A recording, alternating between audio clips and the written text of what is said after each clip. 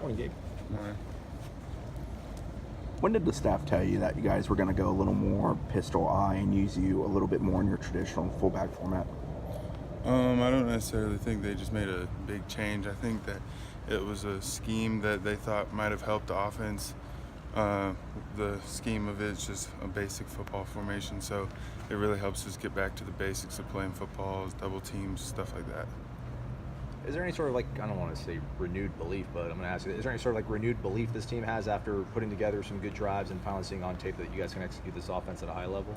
I would say that this team has always had a belief. I think that doing that kind of thing, putting together drives, securing blocks, scoring touchdowns really helps the confidence of our team because we are a young team. We have a lot of players that are having to step up, so I think it really helps them have the confidence to go out and play to the level of some of the older guys.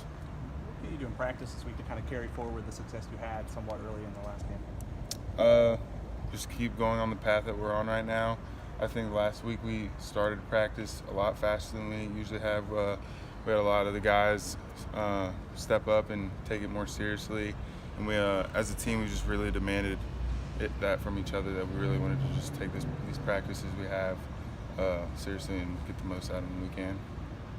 Everybody seemed real excited when Amir got his touchdown late in the game. Is that because just a guy got a touchdown, or is it because something special about him? Well, with us, we always want to make every touchdown feel personal to the person that's getting a chance to score. That's just the nature of Coach Tag. He always wants to celebrate and stuff. But for a lot of the guys on the team, Amir's had a long time coming. He's a guy that always does. He seems to do every little thing right, and sometimes it doesn't always seem like it might pay off for him. I know specifically last year he'd always get so close to scoring, and so he's just a great guy on the team. He's a guy that always brings positive energy, and for us it was just great to finally see all that hard work he gives pay off.